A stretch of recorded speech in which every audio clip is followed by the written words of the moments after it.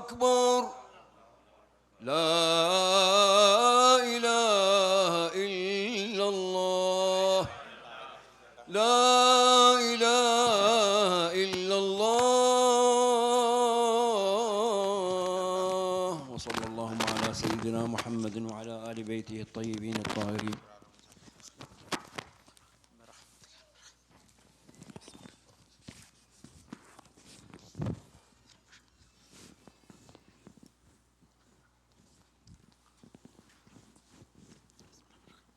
السلام علیکم.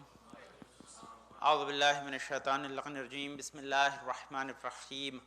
الحمد للہ رب العالمین بارئ الخلائق اجمعین فاطر السماوات والارضین ثم الصلاة علی رسولہ الکریم جد الحسن والحسین مولانا و مولا الثقلین ابی القاسم محمد.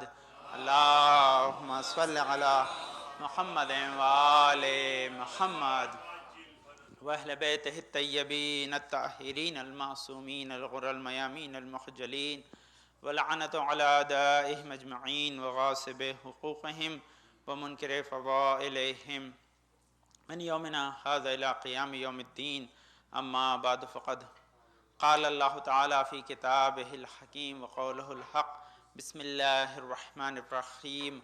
والعصر إن الإنسان لفي خسر إلا الذين آمنوا وعملوا الصالحات وتواصوا بالحق وتواصوا بالصبر. اللهم صل على محمد وآل محمد.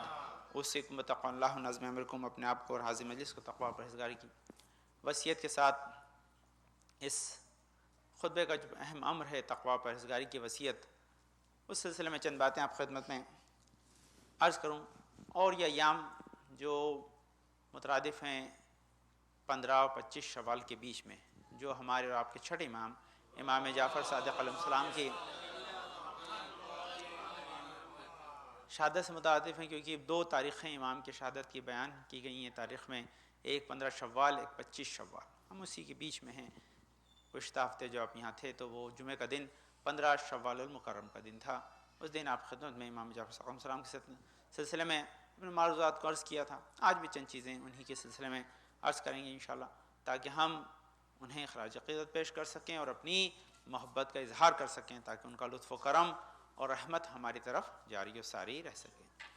تقوی و پرہیزگاری کے سلسلے میں چھٹے امام کا بہت پیارا قول ہے کہ جس میں انہوں نے سارے تقوی کو ایک جملے میں سمیٹ دیا ہے، تاکہ انسان اگر متقی بننا چاہے تو اس کے لیے مشکل پیش نہ آئے. کوئی بہت فلسفے کی ضرورت نہیں ہے، کوئی زیادہ مشکل میں پھنسنے کی ضرورت نہیں ہے، بلکہ ایک جملہ مولا امام جعفر صادق ارشاد فرماتے ہیں اللہم صل علی محمد وآل محمد.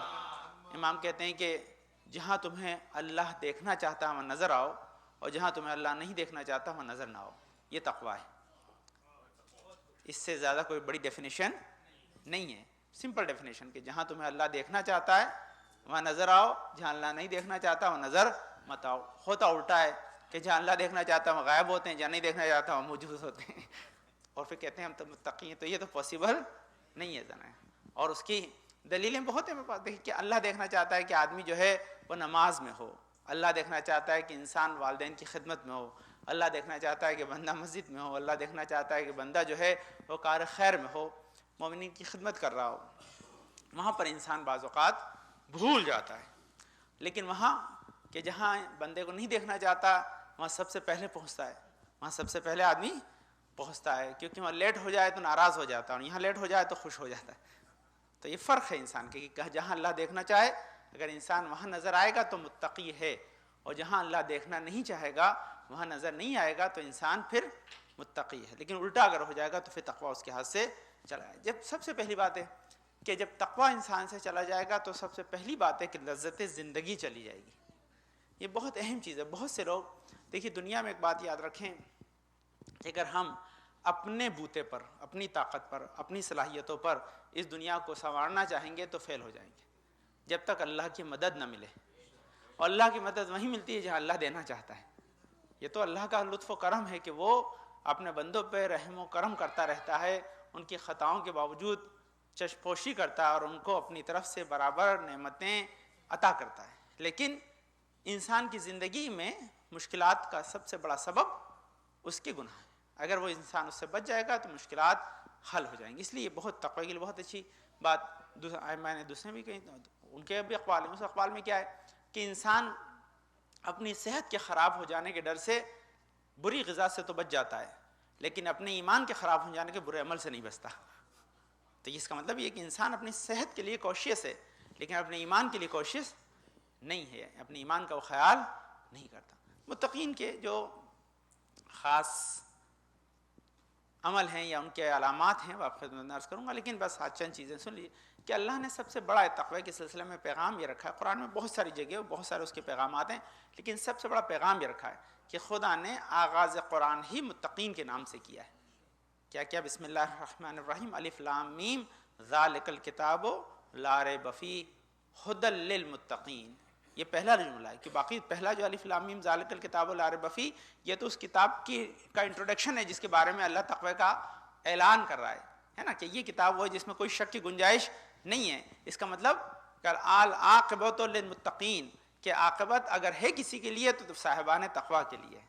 تو یہ تقوی کا مفہوم یہی ہے کہ انسان، دیکھیے دنیا کے سارے مسائل ہی حل ہو جائیں اگر انسان یہ سوچ لے کہ مجھے کہاں جانا ہے کہاں نہیں جانا، یہ بہت مسائل ہی حل ہو جائیں. لیکن مسئلہ یہی ہے کہ انسان اپنے آپ کو روک نہیں پاتا ہے، اپنے آپ کو روک نہیں پاتا. یہ سب سے بڑی منزل ہے. بہت سے برائیاں ہیں سماج میں، ہم چاہتے ہیں کہ مٹ جائیں، وہ دور ہو جائیں، وہ ختم ہو جائیں، لیکن اس کے لیے جب تک ہم خود اقدام نہیں کریں گے. دیکھیں میں آپ کو بہت سمپل سی بات بتاتا ہوں، یاد رکھیں. اکثر لوگ کمپلین کرتے ہیں بھائی فلاں جگہ فلاں پروگرام ہے، مولانا کیا کریں کہ جائیں گے نہیں جائیں. ارے بھائی اس میں پوچھنے کی بات نہیں ہے. یاد رکھو کہ اگر اللہ نے اجازت دی تو جاؤ، اللہ نے اجازت نہیں ہے دی ہے تو نہ جاؤ. دیکھیے جتنے پروگرامس ہوتے ہیں وہ سب آپ ہی کی بوتے پہ ہوتے ہیں، ہمارے سب کے آپ ہی کی وجہ سے ہوتے ہیں، دوسرے کی وجہ سے نہیں ہوتے. اگر ہم نہ جائیں تو پھر نہیں ہے جانا، پھر وہ نہیں ہوگا، پاسبل ہی نہیں کسی کرنے میں. لیکن ہم خود جاتے ہیں، بلکہ نہیں ہوتا ہے، کوئی نہیں کرتا ہے تو اسے برا بھلا کہتے ہیں بھائی پیسے نہیں، کیا معاملہ کیا خراب ہو گیا، کہ اب اتنی ضرورت ہے ہم سے لے لو کر لو. یعنی اس کا مطلب کیا کہ شیطان برے کام میں مدد کے لیے آ جاتا ہے. اچھے کام میں آپ کہیں بھائی لوگ نماز میں جاؤ رائٹ والے آج بہت بزی ہوں سائڈ نہیں جا سکتا، اگلے بار لے جاؤں گا. تو اس کا مفہوم ہے کہ آدمی برے کام میں مدد کے لیے آمادہ ہو سکتا ہے، اچھے کام میں مدد کے لیے فرار کر جاتا ہے. اگر ہمت ہے انسان، دیکھیے یہ بہت اچھی انسان میں ہمت ہے، وہ اٹھ کر اگر آ جائے گا تو کسی برے کام کا سماج میں رائج ہونا ممکن نہیں ہے. لیکن کیونکہ ہم ہی وہاں موجود ہوتے ہیں جو اللہ نہیں دیکھنا چاہتا، تو پھر کرنے والے کو کوئی پرابلم نہیں ہے، بلکہ الٹا ہوتا ہے، نہ کرنے والے پہ جو ہے تہمت لگتی ہے، وہ کرنے والے کو اپریشیٹ کیا جاتا ہے. تو یہ جب تک ختم نہیں ہوگا تب تک اصلاح ممکن نہیں ہے، تقویٰ ممکن نہیں ہے. خیر یہ ایک چیز تھی آپ خود نے عرض کیا، اس کا دوسرے خود میں موقع پھر عرض کروں گا. لیکن یہ یاد رکھیں تقویٰ کے لیے بہت ساری چیزیں کہ کیا کیا اس کے بینیفٹس ہیں، کیا کیا اس کے فائدے ہیں، وہ بہت ہے. یاد رکھیں اس کے لیے تھوڑی سی مشکلات ہیں، لیکن وہ مشکلات بھی اللہ اس لیے ڈالتا ہے تاکہ اس کی وجہ سے انسان کو اجر دے، انسان کو اجر دے. کیونکہ ہمارے پاس روایتیں وہ بتاتی ہیں کہ انسان کے جو عمل میں اس کو مشکلات پیش آتی ہیں، یہ مشکلات اس کے اجر کو بڑھا دیتی ہیں، یہ اجر کو بڑھا دیتی ہیں. ایک بہت پیارا آپ حدیث سنیں تاکہ آپ کو پتا کہ اجر کو بڑھاتی ہیں، تاکہ ساری چیز ساتھ. قرآن پڑھنا لازمی کے بعد کچھ لوگ باہوش ہوتے ہیں، بہت فاسٹ پڑھ لیتے ہیں ایک دم جلدی، ان کا جو ایک گہرا ہے، اسمارٹ ہے نا اس لیے. کچھ لوگ بیچارے تھوڑا سا سلو ہوتے ہیں، ان کو پڑھنے میں ٹائم لگتا ہے. کہتے ہیں جس کو پڑھنے میں ٹائم لگتا ہے، مشکل ہوتی ہے پڑھنے میں، سیکھنے میں، اس کا اجر دگنا ہے، اس کو ڈبل بینیفٹ ہے، اس کو ڈبل بینیفٹ. کیوں؟ اس کو مشکل اس نے صحیح ہے. جو آدمی جتنی مشکل سہے گا اس کا اجر زیادہ ہے. تو بعض اوقات انسان کا مشکل میں پھنسنا اللہ کے لطف و کرم کی علامت ہے. ایسا نہیں کہ اللہ ہر جگہ ایزی ایزی دے گا. اگر ایزی دیتا تو نوح کو 900 سال پریشان نہ کرتا. ایزی دیتا تو رسول نہ کہتے کہ میں جتنا مجھے ستایا گیا کسی نبی کو نہ ستایا گیا. اس کا مطلب ہے کہ اجر کے بڑھنے کے لیے انسان کا مشکلات سے دوچار ہونا ایک امر لازمی ہے، جس کی وجہ سے انسان کی زندگی میں اور برکتیں آئیں گی، ہے نا. ابھی بہت پیاری حدیث سنیے تاکہ اس سے آپ کو ٹوٹل خلاصہ مل جائے، میرا میسیج آپ تک پہنچ جائے، بہت اہم ہے. میں نے عرض کیا امتحان پہ انشاءاللہ پھر ہوگا تو پھر عرض کروں گا. کہتے ہیں انسان کو خدا بعض اوقات چاہ کے مشکلات میں ڈالتا ہے تاکہ اس کے اجر و ثواب کو بڑھائے. ایک اور پہلے حدیث سن لیجئے تاکہ اکثر لوگ سوال کرتے ہیں بھائی کہ یہ عورتیں نماز جمعہ میں آئیں کہ نہیں آئیں، کیا ہے. ہاں دیکھیے سمپل سا لو ہے، یاد رکھیے مریض، عورت اور مسافر، ان تینوں کے لیے جمعے کے لیے ایک ہی حکم ہے. وہ کیا ہے کہ اگر آنا چاہیں تو آئیں، نہیں آنا چاہیں تو ان کی مرضی ہے. لیکن سنیے فرق کیا ہے، فرق سنیے گا کیا ہے. اگر بیمار یا مسافر یا عورت کو چھوٹ ہوتے ہوئے بھی آئے گا تو ایک جمعے کے بدلے اسے 100 جمعے کا ثواب ملے گا. یہ ہے کیونکہ آپشن ہے آپ کے لیے نہیں، مردوں کے لیے. آپ کو تو آنا ہی تو ایک کے بدلے میں ایک، آپ کی نہیں کرنے والی گنتی. لیکن جن کو چھوٹ ہے اگر وہ آ جائیں، یہ محبت کی علامت ہے. یہ محبت کی علامت ہے کہ نہیں مجھے تو بیماری کی وجہ سے بستر پر رہنے کی اجازت تھی لیکن میں آ گیا تو اس کو بینیفٹ ہے. مسافر دور سے آ رہا ہے تو اس کے لیے بینیفٹ ہے. کیوں؟ کیونکہ وہ اپنی زحمتوں کو، لیمن کا اجر اس وقت بڑھتا ہے جب کہ انسان زحمتوں کو اٹھانے کے لیے آمادہ ہو جاتا ہے. یہ تو اب زحمت پہ جو بات بتا رہا تھا، یہ حدیث سنیے کہ انسان زحمت میں پڑتا ہے، اللہ زحمت میں ڈالتا ہے. تو کسی نے بہت پیارا سوال کیا مولا کائنات علی بن ابی طالب علیہ السلام سے، اللہم صلی علی محمد وآل محمد، کا مولا یہ بتائیے کہ میں مصیبت میں پھنس جاتا ہوں کبھی، تو یہ مصیبت میرے لیے اللہ کا لطف ہے یا میرے لیے جو ہے یہ اللہ کا پنشمنٹ ہے؟ یہ دونوں مصیبت میں میرا پھنسنا یہ اللہ کی طرف سے میرے لیے رحمت ہے یا مصیبت ہے؟ ہاں مولانا نے بہت پیارا جواب دیا، سنیے ذرا، یہ یاد رکھنے والی چیزیں، کیونکہ مصیبت میں تو پھنسے گا آدمی، ایسا نہیں ہے، نہیں ہے یہ دنیا میں مصیبت نہ ہو یہ پاسبل ہی نہیں ہے. اب دنیا سجن المومن ہے، قید خانے میں کوئی عیش و آرام نہیں ہوتا ذرا، اس کا اندر مصیبت ہے. لیکن یہ مصیبت ہمارے لیے باعث نجات ہے، راحت ہے، یہ باعث اور بڑی مصیبت ہے. اس کا جواب تو کیا کہا کہ مولا یہ جو میرا امتحان ہے، میں جو مصیبت میں پھنس رہا ہوں یہ میرا امتحان ہے، کیسے پتہ چلے کہ میرے لیے مصیبت ہے یا راحت ہے؟ کہ اگر تم امتحان میں، بیماری میں، مشکل میں پھنسو، اگر اس کی وجہ سے تم خدا کے قریب ہو جاؤ تو سمجھ لو امتحان ہے، اور خدا سے دور ہو جاؤ تو سمجھ جاؤ ڈبل مصیبت ہے. اگر یہ مصیبت تمہیں اللہ کے قریب کر دے تو سمجھو یہ تمہارے امتحان ہے، خدا تمہاری اس کی وجہ سے تمہارے درجات کو بڑھائے گا، تمہیں آگے بڑھانا چاہتا ہے. لیکن اگر تم خدا سے دور ہو جاؤ تو اس کا مطلب یہ خدا کی طرف سے سزا ہے، یہ سزا ہے جس کی وجہ سے تم خدا کے قریب نہیں آ رہے ہو. یہی وجہ کہ بعض اوقات انسان مصیبت میں پھنس کر اگر جمعہ جمعرات منگل میں آ جائے تو اس کا مطلب وہ اس کے لیے راحت ہے، اور اگر چھوڑ کے چلا جائے تو اس کا مطلب ہے کہ ابھی اور ڈبل مصیبت ہے. یہ ڈبل مصیبت اس لیے کیونکہ انسان خدا کی طرف رجوع نہیں کر رہا ہے، خدا اسے وارن کر رہا ہے. کل میں نے پڑھایا تھا، بہت اہم چیز ہے وہی، یہ بہت بڑا فلسفہ ہے، بہت بڑا فلسفہ ہے عدالت الہی کے سلسلے میں. بچوں کو پڑھا رہا تھا، ابھی آپ بھی سنیں تاکہ انشاءاللہ پھر کبھی موقع ہو تو خالی عدالت پہ انشاءاللہ بہت سارے خطبے آپ ہیں. جسٹس آف اللہ، عدالت الہی. تو عدالت الہی کے بارے میں ایک اکثر سوال کرتے ہیں، بالکل مرتبط چیزیں ہیں کہ بھئی یہ اللہ جو ہے وہ مصیبت میں بندے کو کیوں ڈالتا ہے؟ کبھی بعض مصیبتیں چلو بندے نے بنائی، بعض مصیبت جو ہے وہ اللہ کی طرف سے آتی ہیں. بھائی ٹورنیڈو آ گیا ہے نا، ارتھ کوئک آ رہا ہے، فلڈ آ رہا ہے، تو یہ مصیبت تو اللہ کی ہے، کیوں اللہ ڈالتا ہے؟ تو سب سے پہلی بات ہمارا ایک نارمل عقیدہ ہے کہ اللہ کی طرف سے کوئی فعل شر انجام پذیر نہیں ہوتا. ہر شے خیر ہی خیر ہے، ہر شے خیر ہی خیر ہے، اس میں شر کا امکان نہیں ہے. خدا یا تو وارننگ، اب اس کے اسباب بیان کیے میں طاہرین نے ہمارے کہ نہیں، یہ جو چیزیں ہوتی ہیں سب سے پہلے تو اس کے لیے دو امکانات ہیں. ہم نے جغرافی میں پڑھا ہے کہ بہت سی چیزیں مین میڈ ہیں، انسان کی خود کی کریٹ کی ہوئی ہیں. اس نے اتنا زیادہ کنسٹرکشن کیا ہے کہ زمین کا بیلنس ہی خراب کرتا ہے، تو زمین ہل کے ایڈجسٹ تو کرے گی نہیں بیچاری، کیا کرے گی؟ تو یہ ایک منزل یہ تھی. دوسری چیز کیا ہے کہ ہم اتنے نیوکلیئر ٹیسٹ کرنے لگے آج کل، کبھی زمین میں کرتے ہیں کبھی پانی میں کرتے ہیں. اب لازمی کہ کوئی اوپر بندہ مرتا ہے، اندر کی نیچرل مرتی ہے، تو اس کا نتیجہ کچھ نہ کچھ اس کا. لیکن اگر چلیے مان لیا جائے کہ نہیں، صرف پیورلی اللہ کی طرف سے، اس میں کسی بندے کی کارستانی نہیں ہے.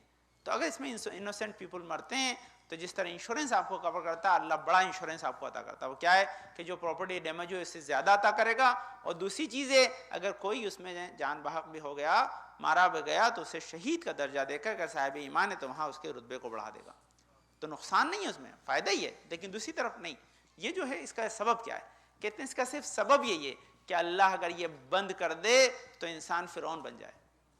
اس کی زندگی میں اگر مصیبت آنا بند ہو جائے تو پھر وہ اللہ کو کمپلیٹلی بھول ہی جائے، پھر وہ کہ میں ہی خدا ہوں. لیکن مصیبت اسے یاد دلاتی ہے کہ نہیں، اگر مصیبت ہے تو کوئی اسے نجات دلانے والا بھی ہوگا. اس کی طرف رجوع کر لینا اللہ کی طرف لطف و کرم کا سبب بن جاتا ہے. تو یہ بہت اہم ہے.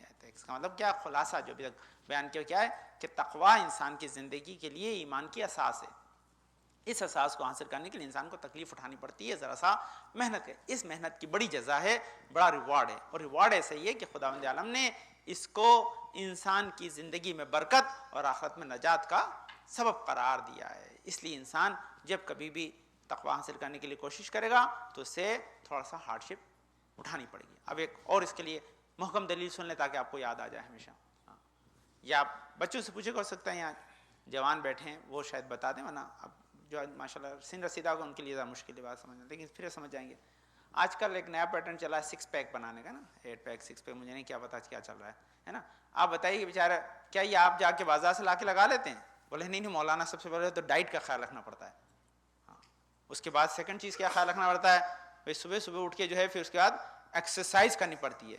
میں نے کتنی کرتے ہو؟ مولانا 1-1.5 گھنٹہ تو لگ ہی جاتا ہے.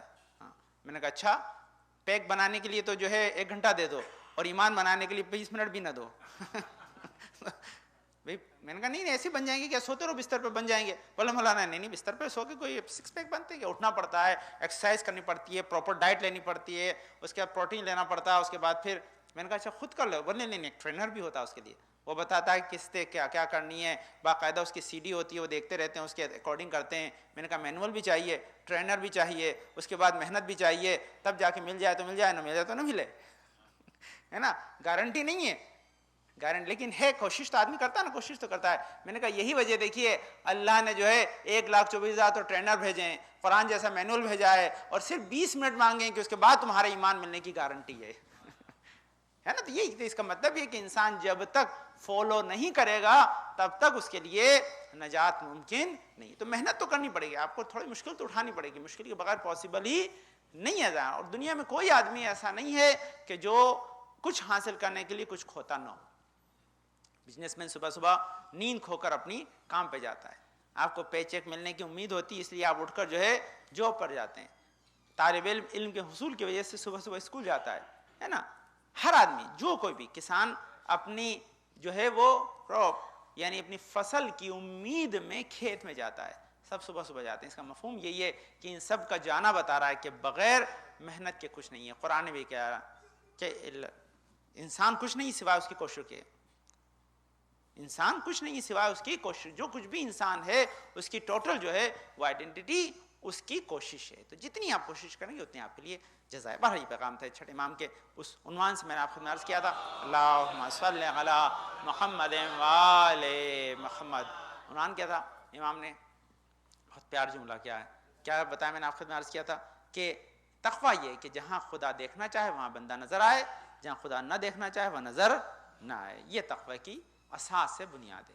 اور جہاں دیکھنا چاہے گا وہاں سے ملے گا ہی ملے گا, گارنٹیڈ ہے, اس کی کوئی جو ہے اس میں شک و شبے کی گنجائش ہی نہیں ہے. میں انشاءاللہ علامات متقین بتاؤں گا کہ اس میں کیا کیا ہے, اور انشاءاللہ گفتگو ہوگی تو مسلسل اس سلسلے میں بہت سی چیزیں میں نے جمع کی ہیں جو آپ کی خدمت عرض کروں گا تاکہ ہم نئے موضوع کو چن کر اس سلسلے میں گفتگو کریں. کیونکہ ہمیشہ ایک موضوع پہ ہم گفتگو کر رہے تھے, کئی چیزیں اس میں سے رہ گئی ہیں, امید ہے شاید اسی کو مکمل کریں یا نئے موضوع پہ انشاءاللہ آپ کی خدمت گفتگو ہو. کیونکہ ہمیشہ پیٹرن یہ ہوتا ہے کہ ہم محرم سے شروع کرتے ہیں تو محرم کے ہی سلسلے میں گفتگو ہوتی ہے, رمضان میں رمضان کے سلسلے میں گفتگو ہوتی ہے, اور بیچ میں ہم 2 سیشن ایسے ہوتے ہیں جو محرم اور رمضان کے بیچ میں ہو یا رمضان اور محرم کے بیچ میں ہو کہ جس میں کسی موضوع کو چن کر ایک سبجیکٹ پر گفتگو کرتے ہیں جو مسلسل ہوتا ہے تاکہ ہم اس سبجیکٹ پہ زیادہ سے زیادہ معلومات کو کلیکٹ کر کر اپنی معلومات کو بڑھائیں تاکہ ہمارے عمل کا ثواب ہمیں زیادہ مل سکے. تو انشاءاللہ اس سلسلے میں گفتگو ہے کہ ہم زیادہ سے زیادہ جو ہے اس چیز کو حاصل کریں اور ہم خدا کے قرب کو حاصل کر سکیں انشاءاللہ. اللہم صلی علی محمد وعلی محمد, اللہم صلی علی محمد وعلی محمد, اللہم صلی علی محمد وعلی محمد. بسم اللہ الرحمن الرحیم. اللہم ارزقنا ایمانا صادقا ولسانا ذاکرا وقلبا خاشعا وبدنا صابرا وعلما نافعا وعملا متقبلا ورزقا واسعا وزوجة صالحا وولدا صالح. پالنے والے تجھ واسطہ اپنے پاک میں شفا کامل عاجل عطا فرما. پالنے والے تجھ واسطہ ابن مار امام زین علیہ السلام کا نوشاد بن فتح بھائی عبد بھائی محمود بھائی قائد بھائی مشرف بانو بن بنت کری بھائی رفت آبا شاہین بانو بنت فیروز بھائی بن محمد بھائی توصیف ابن احمد حسین محمد حسن افروز بھائی محمد رضا ابن ناصر بھائی آغاز بھائی, اور جو مناد بیمار کو شفا کامل عاجل عطا فرما. پرم گناہوں کو بخش دے, پناہ ملیس کے نیک حاجات مراد قبول فرما. ہم بچے جو اچھے رشتوں اچھے رشتوں بہرو فرما, جو بچے حصول علم میں کامیابی عطا فرما. ہمارے مرحومین کی مغفرت فرما, ہمارے امام زمانہ کے ظہور میں تاجیل عطا فرما, ہم کو ان کے انصار و اعوان میں قرار دے. بسم اللہ الرحمن الرحیم. انا اعطیناک الکوثر فصلی لربک وانحر ان شانئک هو الابتر. اللہم صلی علی محمد وآل محمد اللہم صل علی محمد وآل محمد اللہم صل علی محمد وآل محمد اعوذ باللہ من الشیطان الرجیم بسم اللہ الرحمن الرحیم الحمدللہ رب العالمین بارئ الخلائق اجمعین فاطر السماوات والارضین ثم الصلاة علی رسولہ الکریم جد الحسن والحسین مولانا و مولا الثقلین بالقاسم محمد اللہم صل علی محمد وآل محمد پاک و منزہ پردان جس کائنات ہستی کو خلق کرنے والا ہے، پاک و منزہ پردان ہم شر نزدیک ہمارے دل کے حال کو جاننے والا ہے، پاک و منزہ پردان جو ہمارے ذرہ برابر نیکی بدی کا حساب کتاب رکھتا ہے، پاک و منزہ پردان جو عفو بخشش کرنے والا ہے، پاک و منزہ پردان جس نے ہماری ہدایت کے سامان کو فراہم کیا، نبیوں کے طلائیں صلی اللہ علیہ بھیجا، الصلاۃ والسلام علی خاتم النبین محمد مصطفیٰ صلی اللہ علیہ وسلم صلی علی محمد وآل محمد الصلاۃ والسلام علی علی ابن ابی طالب اللہم صل علی محمد وآل محمد الصلاۃ والسلام علی فاطمہ الزہرا سلام اللہ علیہا اللہم صل علی محمد وآل محمد الصلاۃ والسلام علی حسن ابن علی اللہم صل علی محمد وآل محمد الصلاۃ والسلام علی حسین ابن علی اللہم صل علی محمد وآل محمد الصلاۃ والسلام علی علی ابن الحسین اللہم صل علی محمد وآل محمد الصلاۃ والسلام علی محمد ابن علی اللہم صل علی محمد وآل محمد الصلاۃ والسلام علی جعفر ابن محمد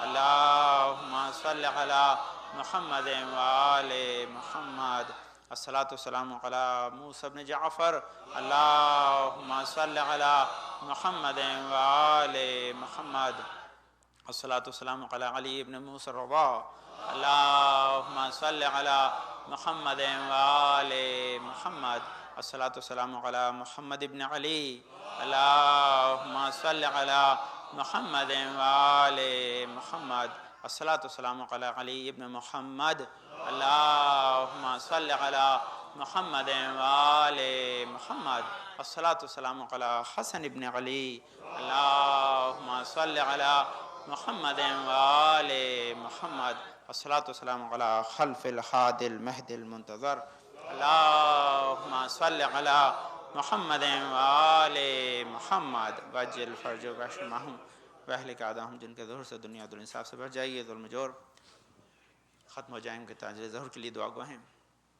بہرحال میں آپ کو بعض اوقات اعمال کے سلسلے میں چند چیزیں بتاتا ہوں، بعض اوقات لوگ ہوتے ہیں بعض اوقات نہیں ہوتے۔ ایک بہت چھوٹا سا عمل ہے آج کے لیے کہ جو بہت ہی مفید ہے، اور وہ صلوات ہے، جو ایک خاص صلوات ہے، وہ اللہم صلی علی محمد وآل محمد اللہم صلی علی محمد۔ اس صلوات میں خالی انسان یہ جو آپ صلوات پڑھتے ہیں اسی کے اندر جو صرف آپ کو عجل فرجہم جوڑنا ہے، اللہم صلی علی محمد وآل محمد وعجل فرجہم۔ کہتے ہیں آج جمعہ کے دن اگر کوئی آدمی سے 100 مرتبہ پڑھتا ہے تو خدا اس کی 60 حاجتوں کو پورا کرتا ہے، 30 دنیا میں 30 آخرت میں۔ یہ انشاءاللہ آپ ڈرائیونگ بھی کرتے جائیں، جاتے ہوئے اس دن میں نے عرض کیا تھا جمعہ کے دن، ہاں تو آپ تو اس کی وجہ سے انسان کافی برکت حاصل کر سکتا ہے، یہ ایک چیز۔ دوسرا جو آج کے لیے میں نے جناب فاطمہ زہرا کا پھر وہ حدیث اور واقعہ دیکھا کہ آپ اپنے غلام کو جو تھی اسے بھیجتی تھی کہ وہ جائیں اور جا کر چھت پر بیٹھ جائیں، جب سورج آدھا غروب ہو جائے تو دعا کریں، کیونکہ اس وقت انسان کی دعا ضرور قبول ہوتی ہے۔ آج کے دن جمعے کے دن ایک ساتھ ایک گھڑی ایک موقع ایسا ہے کہ جب خدا بندے کی دعا کو رد نہیں کرتا ہے، اور وہ دعا کب ہے؟ جب سورج آدھا غروب ہو جائے اس وقت آدمی دعا کرے، اس وقت دعا کرے گا تو خدا اس کو ضرور میں نے کئی مرتبہ بتایا، لیکن یاد رکھیں کہ یہ دو چیز آپ آج کے دن خاص انجام دیں تاکہ آج کے دن کی برکتیں اور آپ کے شامل حال۔ ہاں مغرب سے پہلے سورج جب آدھا غروب ہو جائے تب آپ کو جو ہے سن سیٹ کے وقت اگر آپ نے اس وقت دعا کی تو یہ دعا کی قبولیت کا ایک خاص موقع ہے کہ جو انسان کو اس دنیا میں خیر برکت کا سبب بن سکتا ہے۔ یہ ایک چیز۔ دوسری کیونکہ امام جعفر صادق علیہ السلام سے متعلق ایام اللہم صلی علی محمد وآل محمد۔ مجلس میں ایک موقع پر تھا، ہمارے بزرگ جو ہے علماء ہے نا، حضرت جواد عاملی نے اس کو پڑھا ہے، تو انہی کی طرف سے آپ خود عرض کروں، جو مجلس تھی تو میں نے پڑھا تھا، لیکن جو لوگ نہیں تھے ان کے لیے دوبارہ ایک لمحے میں بیان کر دوں. کہتے ہیں ایک شخص آیا، آنے کے بعد خود امام جعفر صادق علیہ السلام سے پوچھا اس نے کہ مولا یہ بتائیے کہ آپ افضل ہیں یا جناب ابو ذر غفاری افضل تھے؟ تو اب مولا کیا جواب دیں؟ بہرحال یہ بڑا مسئلہ تھا، تو مولا نے جواب تو دینا ہے لازمی، ورنہ ہم تک جواب نہیں پہنچے گا تو ہم کیسے فضائل ائمہ کے قائل ہوں گے. تو لازمی پہلے جانتا ہے ابو ذر غفاری کے بارے میں کیا حدیث ہے رسول کے. کہتے ہیں ایسا سچا انسان کہ ایسے انسان کو نہ تو زمین نے اٹھایا ہے اور نہ ہی آسمان نے اس پہ سایہ کیا ہے، اتنے، اور جن کے لیے بہت ہی، جن کی مشتاق جنت ہے. تو خود لازمی بڑا اسٹیٹس ہے، کوئی عام آدمی سے کمپیئر نہیں کیا، رسول کے خاص صحابی سے کمپیئر کیا. لیکن امام کو جواب دینا تھا اور ہمارے عقیدے کو بنانے کے لیے جواب دینا تھا، تاکہ ہمارا عقیدہ امامت پہ، ائمہ طاہرین پہ محکم رہے. امام نے بہت پیارا اس سے سوال کیا، بولے بتاؤ کہ کون سے مہینے جو ہیں وہ حرمت والے ہیں جن میں جنگ الاؤڈ نہیں ہے؟ رمضان نہیں ہے اس میں 4 مہینے کون سے ہیں؟ ذی القعدہ، ذی الحج، محرم، اور اس کے بعد جو ہے رجب کا مہینہ ہے، رمضان نہیں ہے. تو کہتے ہیں کہ یہ 4 مہینوں کے اندر رمضان ہے کہ نہیں ہے؟ تو اس کا مولا 4 مہینوں میں رمضان نہیں ہے، حرمت والے مہینوں میں رمضان نہیں ہے. تو بولے اس کے بعد جب 4 مہینے رمضان ان میں نہیں ہے تو بتاؤ کہ رمضان ان 4 مہینوں سے افضل ہے کہ نہیں ہے؟ بولے ہاں رمضان 4 مہینوں سے افضل ہے، رمضان کو آپ ان 4 مہینوں سے کمپیئر نہیں کر سکتے. کیوں کمپیئر نہیں کر سکتے؟ کیونکہ رمضان میں سانس لینا بھی عبادت ہے، ان 4 مہینوں میں نہیں ہے. رمضان میں سونا بھی عبادت ہے، ان 4 مہینوں میں نہیں ہے. ان میں صرف جنگ حرام ہے کیونکہ وہ انسان حج کے لیے آمادہ ہو سکے. ان میں صرف جنگ حرام ہے، جو حرمت والے مہینوں میں ان کی ریسپیکٹ ہے، لیکن رمضان کی طرح افضل نہیں ہے. تو امام نے جواب دیا کہ صحابہ ان 4 مہینوں کی طرح، ہم رمضان کی طرح ہیں. ہمارا قیاس عام لوگوں سے نہیں کیا جاتا، ہماری فضیلت الگ ہے، ہماری برکتیں الگ ہیں، ہمارا اسٹیٹس اللہ نے الگ رکھا ہے، یہ ہمارا مرتبہ ہے کہ جس کو خدا نے رکھا ہے. بہرحال یہ فضیلت کے سلسلے میں اور بھی چیزیں تھیں پھر عرض کروں، لیکن آج خاص موضوع ہے، تھوڑی سی دیر کے لیے آپ کو عرض کروں تاکہ آپ اس سے بھی واقف ہوں. دیوانگی پاگل پنا، یہ بھی کیا دیوانہ پن ہے مولانا؟ ابھی بات کریں میں سنیے خاص چیز. ہم لوگ نارملی دیوانگی یا پاگل پنے کو اس اسٹیٹس میں لیتے ہیں کہ کوئی آدمی سینس نہیں رکھتا ہے نا. اسلام نے اس سینس میں دیوانگی کو نہیں لیا ہے. یہ میرے پاس پوری کتاب بہت اوتھینٹک کتاب ہے میزان الحکمہ، اسی سے آپ خدمت میں چند حدیثیں بیان کر رہا ہوں کہ اس میں اسلام کی نگاہ میں دیوانہ کون ہے، پاگل کون ہے. ہمارے یہاں دیوانہ، اچھا جی کی بات یاد رکھیں کہ جتنے ہمارے اعمال ہیں ان کی قبولیت کی شرط ہی عقل ہے. اگر انسان عقل کھو دے تو پھر اس پہ کوئی شے واجب ہوتی نہیں ہے، نہ تو حج واجب ہے، نہ نماز واجب ہے، نہ خمس، کوئی شے اس کے اوپر واجب ہی نہیں، وہ ملک ہی نہیں رکھتا، یعنی کہ اس کے اوپر کوئی چیز ہوگی نہیں کیونکہ وہ دیوانہ ہے. تو وہ اس دیوانے کو اسلام نے معذور کہا ہے، یعنی ڈسیبل ہے وہ آدمی ہے نا. دیوانگی اور ہے. تو اسلام نے کن لوگوں کو دیوانہ شمار کیا وہ سنیے، جو آدمی ریئلی سینس نہیں رکھتا. اور میں آپ کو واضح کر کے بتاؤں تاکہ آپ کے ذہن میں رہے بات، بچے سمجھ جائیں. دیوانہ اسے کہتے ہیں کہ جو ہماری نگاہ کیا ہے کہ جو 5 اور 10 کے نوٹ میں فرق نہ کر پائے، ہے کہ نہیں. اس کو آپ پیسے دیں، اس کو پتہ نہ چلے کہ 5 کا آپ اس کو جو ہے 5 کا دے کے 10 کا اس سے لے لیں، وہ دے دے گا آپ کو، تو اس کا مطلب وہ دیوانہ ہے نا. یہ ہمارے کامن سینس ہے. بس اسی آسپیکٹ میں سنیے کہ اسلام نے بھی اسی کرائٹیریا کو اپنایا ہے. اور کیا کہا ہے کہ کہتے ہیں دیوانہ جو ہے، سب سے پہلی چیز جو ہمارا مشہور مقولہ ہے کہ جوانی دیوانی ہوتی ہے، یہ یہاں لکھا ہے. یہ خود امام جعفر صادق علیہ السلام کا جو ہے وہ قول اللہم صلی علی محمد وآلہ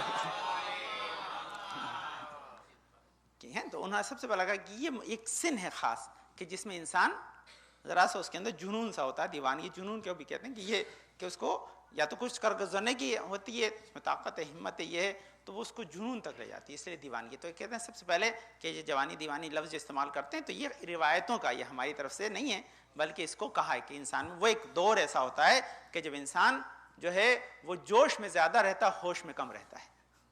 تو یہ پہلا بتایا ہے دیوانگی کو.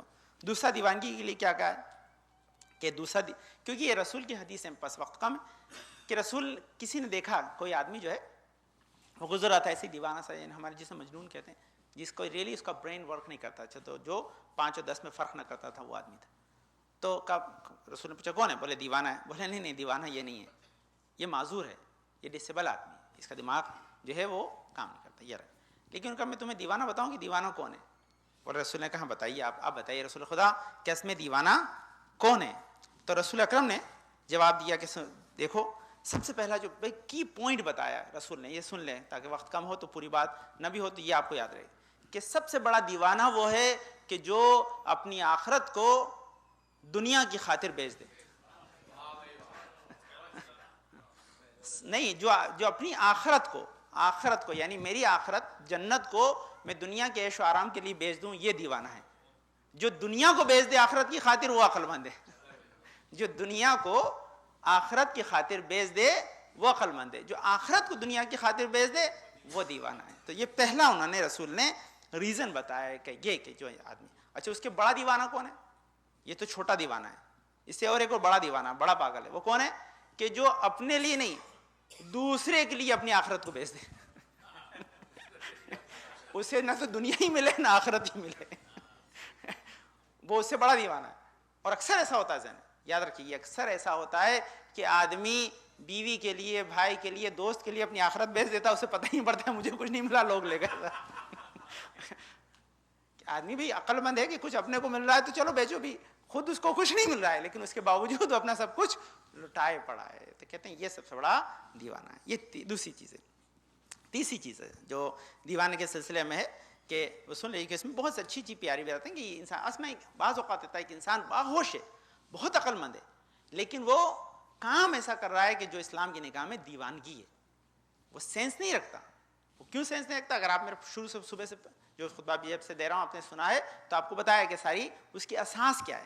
اساس کیا ہے, یہی سب سے بڑی اس کی اساس ہے جس کو کمپلیٹ کرنے کے لیے اس موضوع کو میں نے چنا کہ دیوانگی شریعت کی نگاہ میں اور ہے کہ انسان اس طرح سے شے کو اینالائز نہیں کر رہا ہے جیسا کہ کرنا چاہیے, اس طرح سے چیز کو نہیں سمجھ رہا ہے جیسا کہ سمجھنا چاہیے. اگر وہ سمجھنے لگ جائے گا تو پھر وہ دیوانہ نہیں ہے, لیکن اس کی سمجھ اگر الٹی ہو گئی تو اس کا مطلب وہ دیوانہ ہے. تو یہ اس کی سب سے بڑی دوسری چیز ہے. تیسری چیز ہے جو دیوانگی کا سبب بنتی ہے وہ طاقت و دولت ہے نا. بعض اوقات برین کا وائرس جو ہے وہ دیوانگی لاتا ہے, بعض اوقات دولت اور طاقت انسان کو دیوانہ بناتی ہے. اکثر لوگ جو دیوانے بنے, دیوانہ کا مطلب کیا ہے کہ انسان جو کام کر رہا ہے وہ اس کے لیے مفید نہیں ہے, نقصان دہ. یہ دیوانگی, انسان جو کام کر رہا ہے وہ.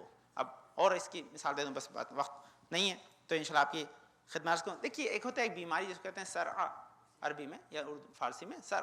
وہ ہوتا ہے انسان کا برین ورک نہ کرے, وہ اینالائز کرنے کی طاقت نہ رکھتا ہو, تو وہ بیمار ہے, وہ معذور ہے. اس کے لیے اس شریعت نے الگ لا رکھے ہیں.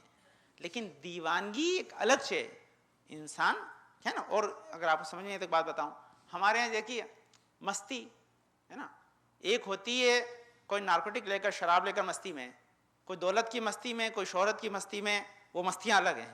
تو یہ وہ مستیاں جو انسان کی, وہ بھی انسان کو حق سے ہٹا دیتی ہیں, رائٹ پیتھ سے اسے ڈائیورٹ کر دیتی ہیں. یہ چیزیں بہت امپورٹنٹ. اس لیے کہا تھا کہ دیوانگی کو اگر سمجھنا ہے تو سب سے پہلے سمجھیں کہ جو آدمی, جو اب خلاصہ آپ کی خدمت کر کے بات ختم کر دوں, کیا ہے یہ مولا کائنات کی بھی ہے, چھٹے امام کی بھی ہے, اور ساتھ ساتھ جو ہے اللہم صلی علی محمد وآل محمد, سب کی حدیثیں میرے سامنے, صرف اس کا خلاصہ آپ خدمت میں عرض کر رہا ہوں تاکہ آپ اس کو اپنے ذہن کے اندر رکھیں کہ دیوانہ وہ ہے کہ جو اپنی آخرت کو بیچ دے دنیا کی عیش و عشرت کے لیے. یہ پہلی دیوانگی. دوسرا دیوانہ کون ہے کہ جو انسان جوانی کی مستی کے اندر اپنی انرجی کو نیگیٹو وے میں یوز کرے, پازیٹیو وے میں یوز نہ کرے, وہ دیوانہ ہے. تیسرا دیوانگی کے لیے کیا کہا ہے, جو لفظ استعمال کیا دیوانگی کے لیے, کہ جو انسان جو ہے وہ حق سے اپنے آپ کو ہٹنے کے بعد بھی نہ پہچان پائے کہ وہ حق سے ہٹ گیا ہے. یہ اس کے اندر اور روایتوں میں جس دیوانگی کے لیے بتائی ہیں دو اور چیزیں جو امام نے لکھا ہے کہ دیوانگی کے لیے جو رسول کی اس آخری حدیث کا دو ٹکڑے سن لیے کہ دیوانہ جو وہ ہے جو تکبر کرے. کیا رسول نے کیا لکھا ہے یہاں پہ کہ دیوانہ وہ ہے کہ جو تکبر کرے, فخر فروشی کرے, وہ دیوانہ ہے. کیوں اس دیوانہ اس لیے کہتے ہیں, کیا میں آپ کو سمپل سی بات ختم کرتا ہوں. دیوانہ کس لیے کیوں رسول نے کہا ہے کہ جو آدمی فخر کرتا ہے, بہت زیادہ اپنے کو زیادہ بڑا سمجھتا ہے تو وہ آدمی دیوانہ ہے. کیوں دیوانہ ہے؟ اس کا ریزن فخر کرنا ہے نا. یہ کیوں دیوانگی سے تشبیہ دی گئی رسول نے, کیوں کہ آدمی جو اکڑ کے چلے گا, کندھوں کو ہلائے گا, یہ سب لکھا ہے اس روایتوں میں کہ یہ دیوانی پن کی علامتیں. کیوں علامتیں؟ میرے پاس جو ہے وہ $5 ملین ہیں, ہے نا. آپ کے مولانا دیوانے ہوئے, آپ پاس کہاں سے آئیں گے, ہے نا. تو اس کا مطلب جو آدمی چیز نہیں ہوتی اس کا اعلان کرنا دیوانگی ہے نا. تو تکبر تو صرف اللہ کے لیے, آپ اپنے لیے استعمال کرتے ہیں تو دیوانے. تکبر صرف کبریائی جو ہے وہ اللہ کے لیے اور کسی کے لیے نہیں ہے. اگر کوئی آدمی اپنے آپ کو بڑا متکبر سمجھتا ہے تو اس کا مطلب وہ اللہ کے پاس جو چیز ہے اس کے پاس اپنے پاس ہونے کا اعلان کر رہا ہے. اور جس نے اعلان کیا, رسول نے کہہ دیا یہ آدمی اصل میں دیوانہ ہے کہ جو اپنے آپ کو بڑا سمجھ رہا ہے جبکہ وہ بڑا ہے نہیں. یہ دیوانگی. انسان جب بھی اپنے کو بڑا سمجھنے لگ جائے گا اس دن سے وہ دیوانگی کے اندر زد میں چلا جائے گا. اگر دیوانگی سے بچنا ہے تو ہمیشہ انسان کو ہمبل رہنا چاہیے. یہ ہمبلنس انسان کی عقل کی علامت ہے اور تکبر دیوانگی کی علامت ہے. یہ دیوانہ کہا ہے اس لیے. دیوانہ وہ نہیں ہے کہ جو سینس نہ رکھتا ہو, بلکہ سینس رکھتے ہوئے سینس لیس کام کرنے والا دیوانہ ہے. اللہم صلی علی محمد وعلی محمد, اللہم صلی علی محمد وعلی محمد, اللہم صلی علی محمد وعلی محمد. اللہم ارزقنا ایمانا صادقا ولسانا ذاکرا وقلبا خاشعا وبدنا صابرا وعلما نافعا وعملا متقبلا ورزقا واسعا وزوجة صالحا وولدا صالح. پالنے والے تجھے واسطہ اپنے پاک بڑے شفاء کامل اجر عطا فرما, جنات پریشان کو دور فرما دے, توفیقات میں اضافہ فرما. پالنے والے حضور صلی اللہ علیہ وسلم ساتھ محفوظ رکھ. پالنے والے ہمیں اس وقت دنیا سے نہ اٹھائیں اب تک ہمارے گناہوں پہ قلم نہ پھیر دے. پالنے والے حاضر مجلس کے نیک حاجات مراد قبول فرما. پالنے جنات بیماروں کو شفاء کامل اجر عطا فرما. پالنے والے ہمارے امام زمانہ کو ہم سے راضی و خوشنود رکھ.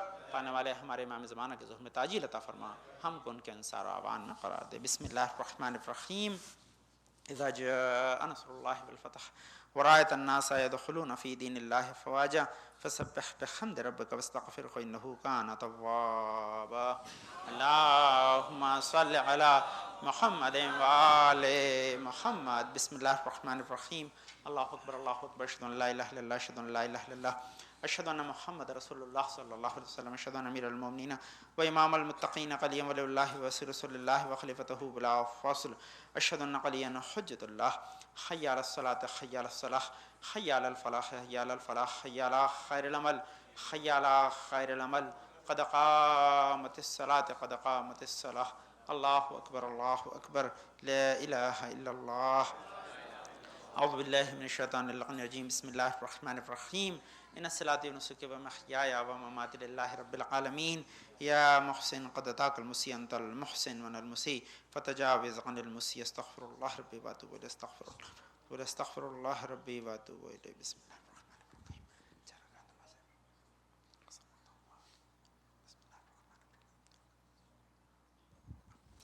اللہ اکبر. بسم اللہ الرحمن الرحیم. الحمد للہ رب العالمین الرحمن الرحیم مالک یوم الدین. ایاک نعبد و ایاک نستعین.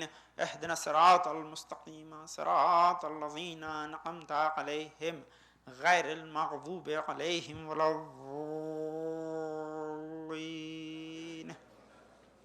بسم اللہ الرحمن الرحیم. یسبح للہ ما فی السماوات وما فی الارض الملک القدوس العزیز الحکیم. هو الذی بعث فی الأمیین رسولا منهم یتلو علیہم آیاتہ یزکیہم ویعلمہم الکتاب والحکمہ وإن كانوا من قبل لفی ضلال مبین وآخرین منهم لما یلحق بهم وهو العزیز الحکیم.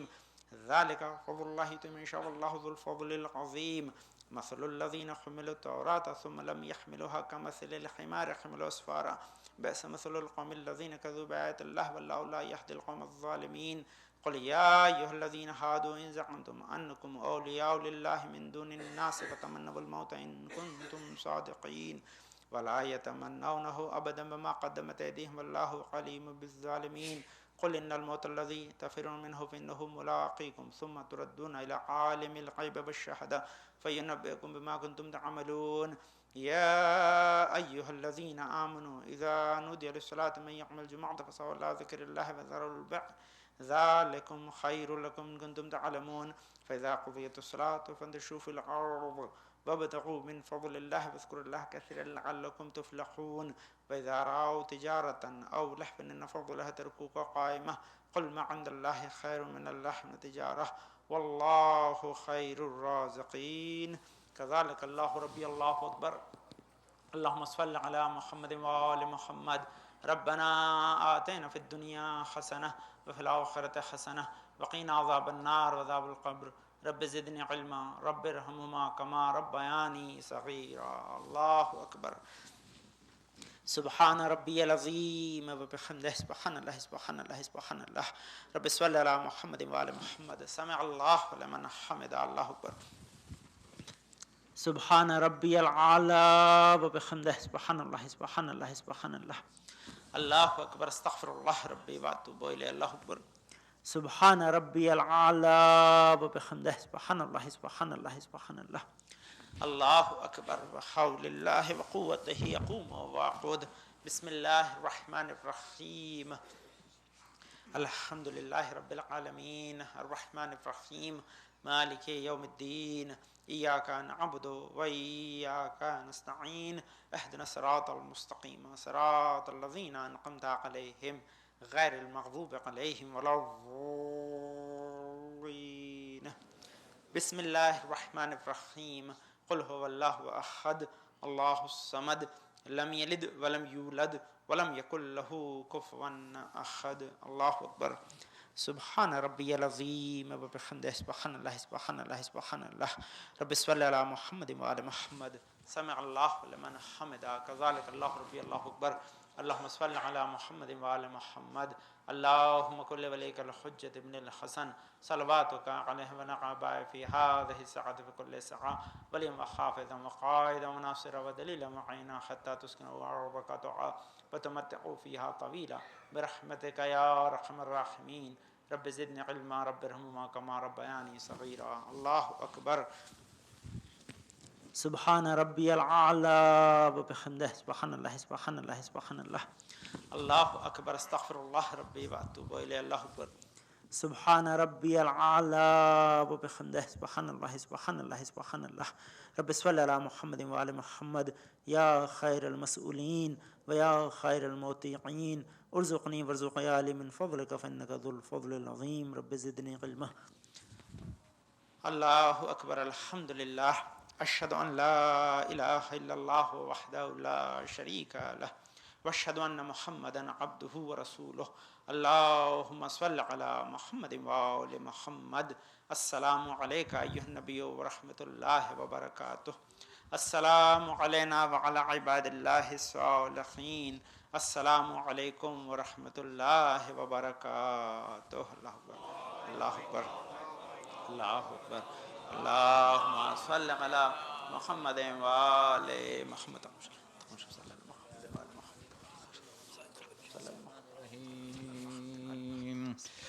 إن الله ملائكته يصلون على النبي يا أيها الذين آمنوا صلوا عليه وسلموا تسليما